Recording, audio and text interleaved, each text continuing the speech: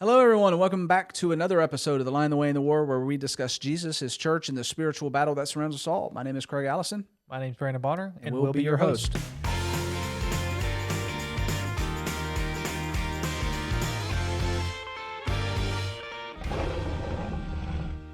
So have you recovered from last week's episode? I'm getting there. I'm thinking about how bad that close was. You really messed it up. So I was like, what? I probably won't ask you to do that again. I'm going to be booted from the podcast. Yeah. All right. This episode is also an interesting one. We're talking about near-death experiences. Is it people going to heaven, or are they hallucinating, or something else? And so the main question here: what do we make of all the stories that we hear from people that have experienced, have a near-death experience, and they see these things? They come back completely changed, and so it's really some fascinating stories to read. And I've read a ton of books on them, but there's two books that I'm going to promote. If you haven't read, and this interests you at all, I would highly recommend Appointments with Heaven. It looks, I don't know if we can turn that the right way. It's Appointments in Heaven. It's written by Dr. Reggie Anderson. I'm going to talk a little bit about his book. And the second one is Imagine Heaven. I had the copy. I loaned it out, and I didn't get it back. But it's called Imagine Heaven by John Burke. And so both really fantastic books. I highly recommend them. So I want to talk a little bit about this one first, Appointments with Heaven. And this is Dr. Reggie Anderson. He is a family physician, and in this book, he recounts years of sitting with dying patients. This is what makes his book different. He's not like a researcher that has secondhand information. He literally has sat as patients died, thousands of patients, and He talks about the moments where patients appear to see deceased loved ones, speak of heaven, or display an unusual peace as they passed from life. And so he argues that these experiences can't be simply dismissed as fear or wishful thinking or medication-induced hallucinations. And towards the end, he even began to smell listen, this is, if you thought last week was a weird episode, so he is sitting, and you just have to read this book. So he's sitting beside the bedside of these people as they pass away, and he began to recognize certain odors at the point of death. And the people who had good transition, peaceful experiences as they were dying, people that he had talked to before they died, and they had a Christian faith, he would smell, as they died, this lilac smell. It was a very pleasant smell that he describes. And he didn't pick up on this until much later. And then he began to recognize this smell that he calls, basically like it's a smell of heaven. And he believes that as those gates are, as this person transition into this afterlife, if they're, going to the good place, he would smell this very pleasant lilac smell. Here's the other part that is really freaky. He is also sitting by the bedside of atheists. And he said that he began to smell sulfur, like a sulfur odor, of people who were non-believers as they passed away. And he even has the other book that I recommended. The reason I connected these two is because the other author writes of, he's got thousands of different interviews that he's done of people who died and then came back. And it's interesting that he talks about one of these I'm going to share in just a minute, who who came back and did not like his experience. So we'll get to that book in just a minute, but I want to touch on a few things about this book here that was very interesting. So this first thing, the dying patients often report similar experiences. And so he observed patients describing deceased family members waiting for them. And many spoke of seeing beautiful places, brilliant light, or loved ones shortly before death. And these experiences often occurred among people with different backgrounds and personalities. So, didn't matter what their personality was. They had the same experience. What's your takeaway on that?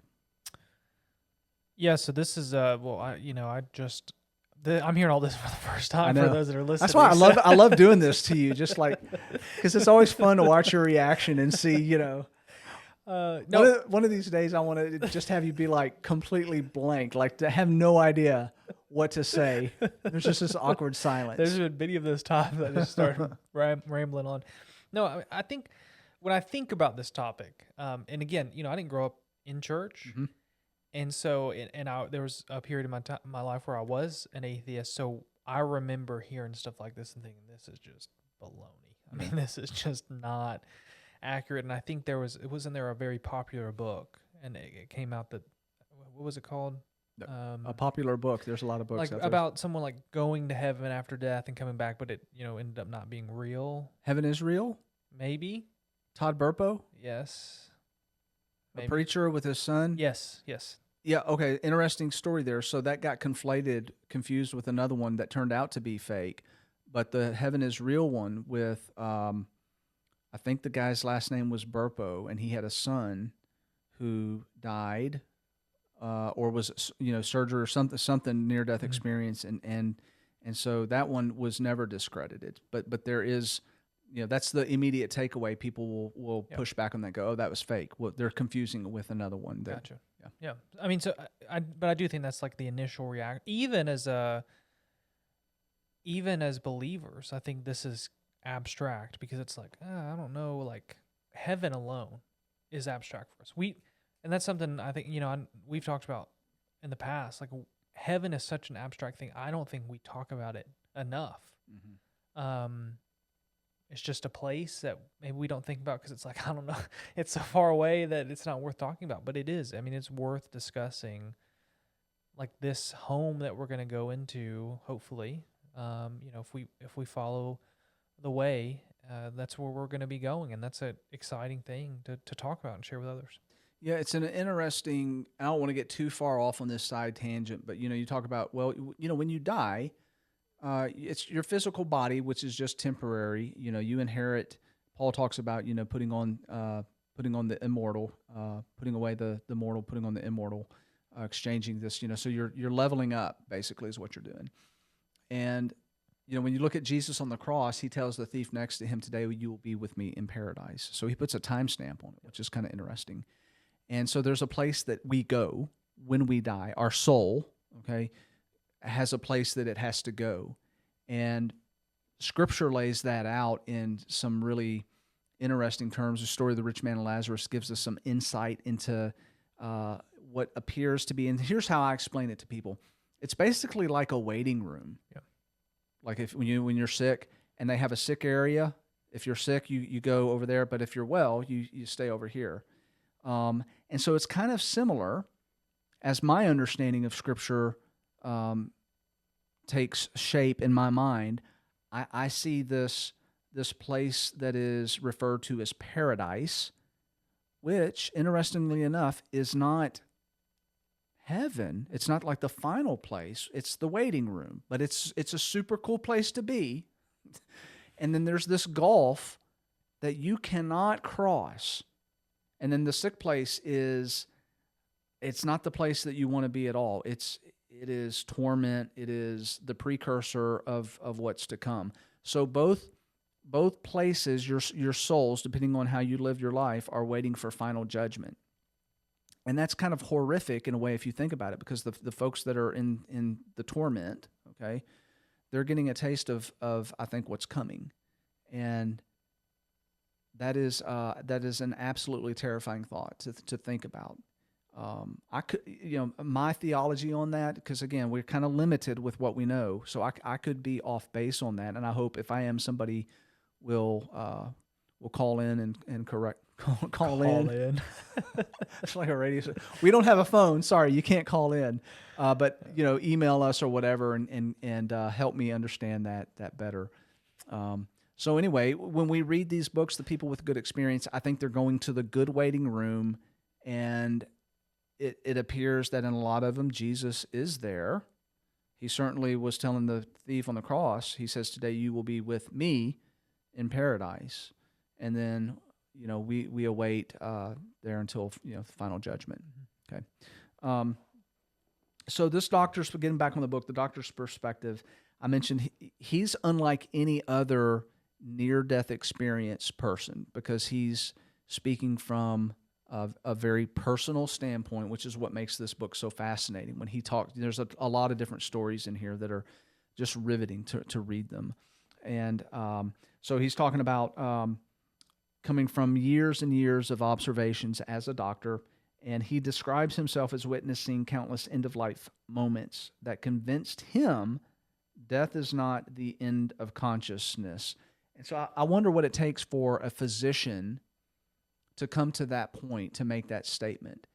And I also wonder about if you had a non-believer and this is just like me thinking out loud here.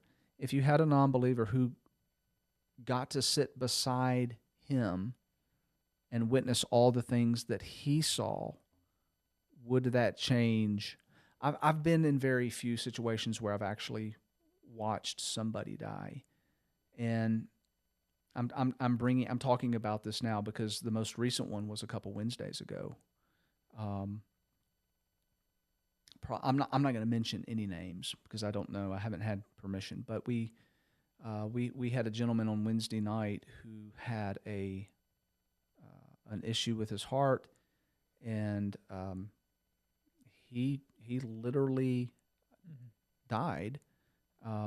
We had to put an AED on him, and we had folks here, part of our emergency contingency plan, that just snapped into action. It was really amazing to watch.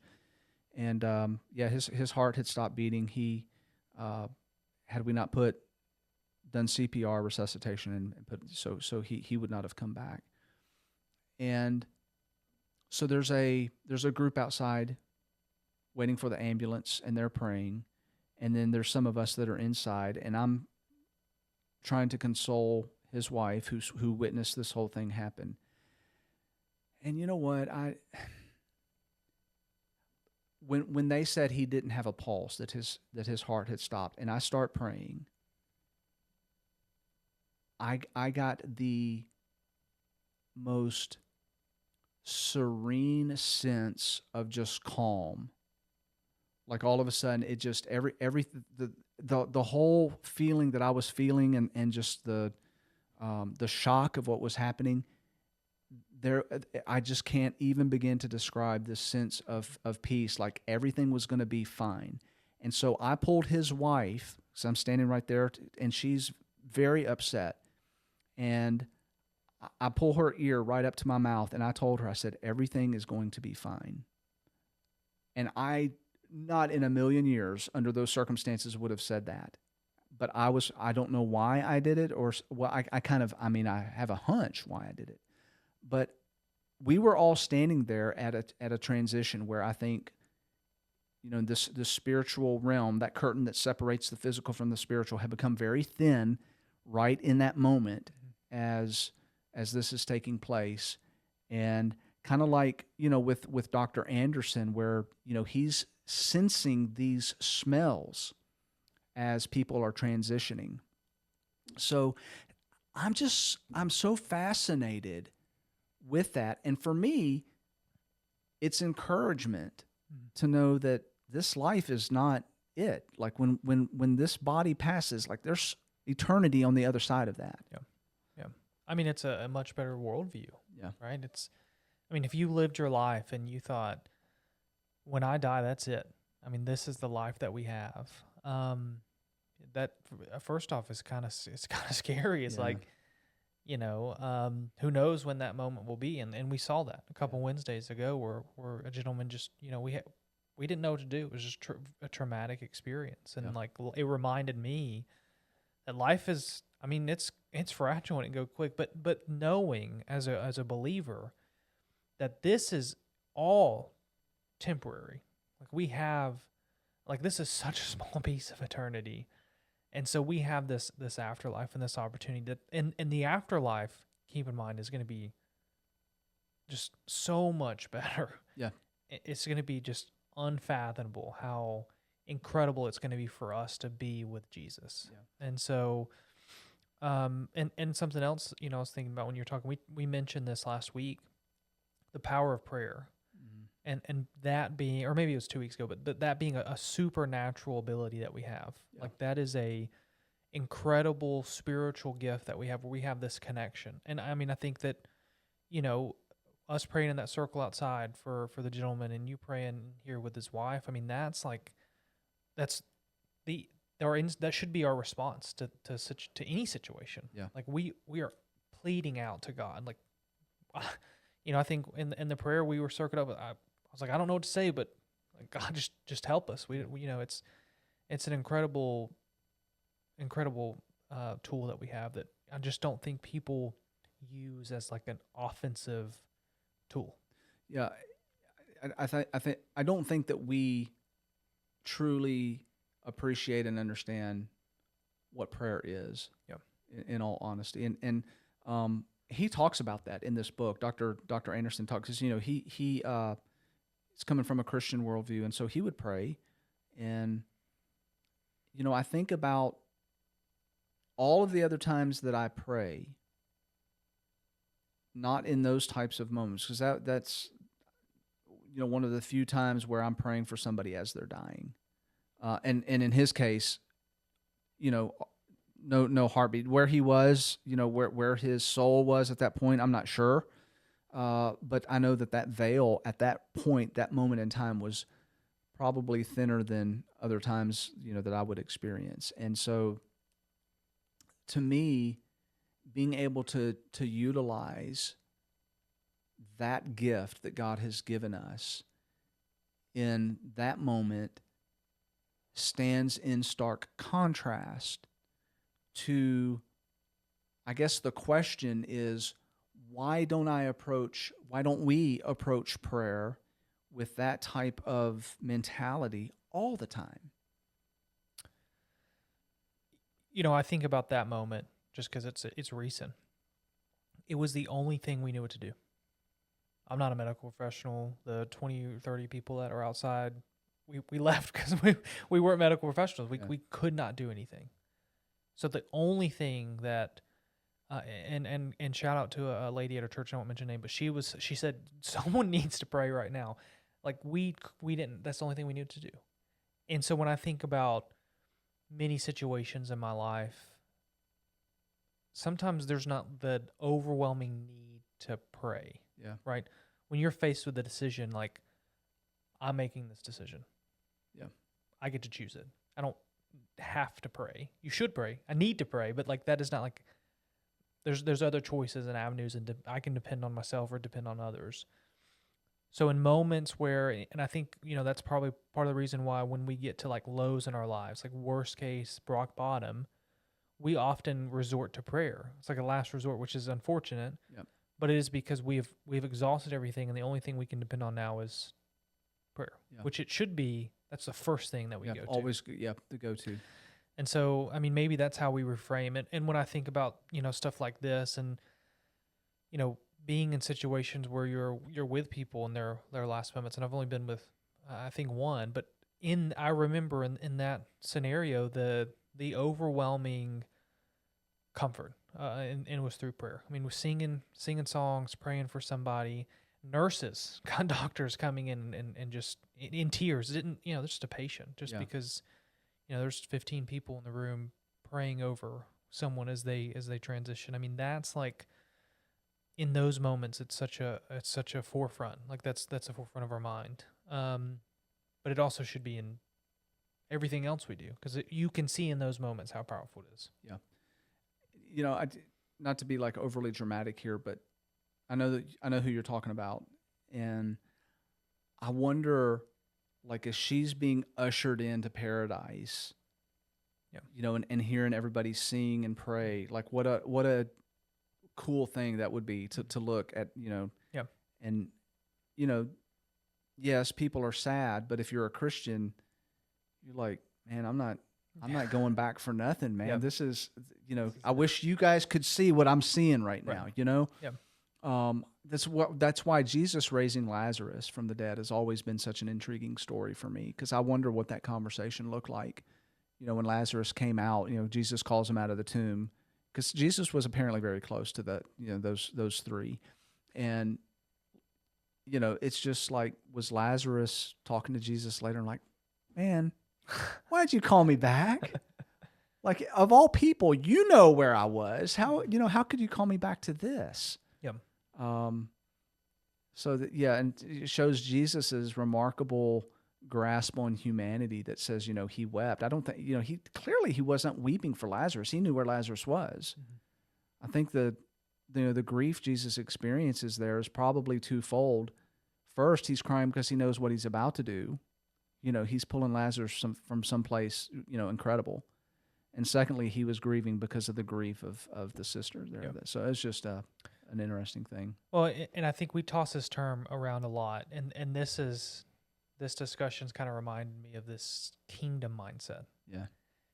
And how difficult that can be, and maybe, not to call you old, you're not old, but like, you're older than I am, so maybe it's easier the older you get to have more of a kingdom mindset, because it's like, I'm getting older. But at least where I'm at, and I know definitely through college and my time as Christian, you don't really have a full perspective on kingdom mindset. Like, it's something you like remind yourself of, but it's not like, okay, everything I'm doing now is to look forward to being in the kingdom. Yeah, I mean, it's because you don't really wake up and realize your mortality. Yeah. Until you're a bit older. I mean, shoot, for me now, like, taking a nap is a gamble. It's just like, am I going to wake up? Not that old. I want to get to this other book before we close out. We're going to have to move kind of quickly here. This is Imagine Heaven. The book was published in 2015. This is the one by John Burke. Imagine Heaven. It's a blue book. If you're looking for this on Amazon or something. Both these books are so good. But Imagine Heaven it'll freak you out when you read it. So I want to share a few things. He examines, as a researcher now, over 1,000 near-death accounts, and he compared recurring themes with biblical descriptions of heaven, arguing that many experiences align surprisingly well with Scripture.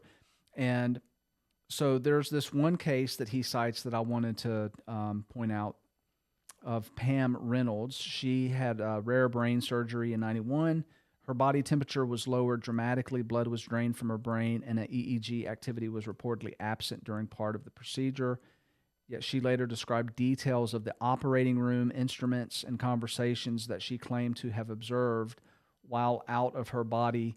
Let me tell you, it's not on here, but some of the details that I recall, like as she's floating up, she's seeing objects like on top of cabinets that were later and she talks about those things, and they went up and looked at tops of cabinets and they found them.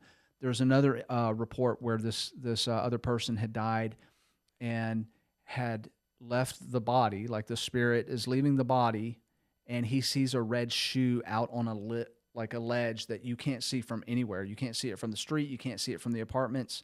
And he's telling somebody, hey, I saw a red shoe out there as I was floating up, and they went out, and sure enough, there's a red shoe. So whatever you want to call that, the spirit, your consciousness or whatever, there's something taking place after you die.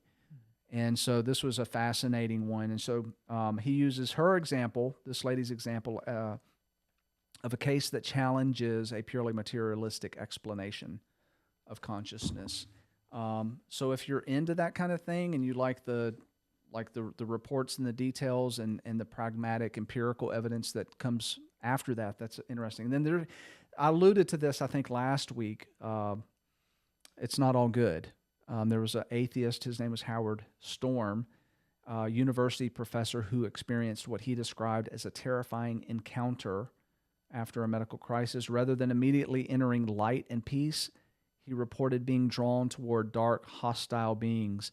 When I read that account, it's bone chilling. It is a scary thing to read. According to his account, he cried out for help and was rescued by a being that he later identified as Jesus, who he was calling out to. And again, we've talked a little bit about the power of that name. There's something to that, when we've lost our supernatural worldview of the Bible, we're giving up something probably we're giving up the most powerful thing in the universe when we lose that aspect of it. And so this experience completely transformed his worldview and led him to a Christian faith. And after you read that account, you understand why. He would come back from that and be a changed person. So basically, the two key findings in this book, in Burke's book, repeats that he repeats throughout the book, is that the experiences are very similar. They're remarkable. And the recurring themes that he found across different cultures of more than 1,000 near-death experience accounts. Consciousness continues after clinical death. People describe being more alive, not less. Encounters with overwhelming love are common. Many report life reviews where they experience the effects of their actions on others. And many describe a brilliant light associated with love, truth, and holiness. So those are all, those themes come out in so many of the different reports that he writes about. And then he argues, second point, key finding, he argues that near-death experiences often confirm Scripture instead of contradicting it. And his central thesis is that many of the most credible near-death experience reports parallel biblical themes like life after death, accountability for one's life, the reality of love and grace, encounters with Jesus, the continuation of personal identity after death. And so it's, one of the things that really stuck out to me on that was the Jesus theme keeps coming up over and over and over again. And he talks about, these were people, cross-cultural, people that did not know Jesus, or worshipped Buddha or other gods or other things, and they have this encounter and come back and end up converting to Christianity. It's just like, what do you do with that? And I wish every atheist out there would read books like this, because it's like, what do you do with it? Like, how do you account for that? Like, are all these people just lying? I don't think so. Yep. All right. I felt like I was doing a book report. Did feel like you're doing a book report at the end there. I didn't even know there was a back. So Yeah, that's saving paper. no, I definitely want to check those books out. It's very, very fascinating and challenging for us to think about. I mean, even as a believer, it's like, okay, kingdom mindset. Like this is why we do it. I mean, this is the desire to want to be with Jesus is something that, I wish personally that I had more of. And I think that it's a good reminder of like, why am I a Christian? So the story that Jesus recounts with the rich man and Lazarus, and I kind of started with that, and I want to end on that because there's something there that we need, I think, to pick up on, and why these books are so intriguing to me. So the man wants to the man that goes to torment, he's begging to come back so he can warn his brothers, and he's not allowed to do that. We have now these books that do not give us I'm struggling to find the right words here. It's like Jesus has looked at this and he says, you know what, I'm going to allow folks to experience things. They're not going to be completely dead. They're not going to be past the point where they're trapped in eternity. And they're going to have a story to tell. And so, and that's what we see. These people, one of the things that emerges here, these people are completely changed when they come back. Mm-hmm. Their life is altered just 360 or 180 degrees. And I think we need to pay attention to that. I don't think we should discount all of this and go, it's just a bunch of hogwash. Yep. Because we do read that account, and that man doesn't get the chance. But we have this kind of stuff that I would hope would get our attention, and we would look at it a little bit more closely. Absolutely, 100% agree. Okay. Final thoughts? Yeah, I mean, again, if this episode challenged you, we encourage you to like, share, subscribe. Keep a kingdom mindset as you go through this week. Think about the beautiful things that Scripture lays out for us, and this opportunity that we have to be with Jesus. Check out these books that Craig's mentioned. Definitely something I plan on doing. We always want to plug our sponsor, so we have Digging Deeper After Sunday, which is a quick recap of the Sunday morning. We always say Digging Deeper After Sunday, but I think it's actually after Sunday. After Sunday, Digging Deeper. That makes more sense. Yeah. So definitely check that out. Make sure you type it in correctly, or who knows what you'll get. Also, Ministry League, if you want a really good application of songs, devotionals, podcasts, definitely check that out. Of course, Central Church of Christ, where we both attend church, and Craig's, of course, the minister here, allowing us to have this great studio to be able to record these episodes in, and just encourage you to come visit us on a Sunday. If you're around Chattanooga, Tennessee, come check us out. Until our next episode of The Lion, the Way, and the Word, be kind to one another, love one another, and remember the Creator of the universe loves you so much that He gave up His only Son for you. Have a blessed day.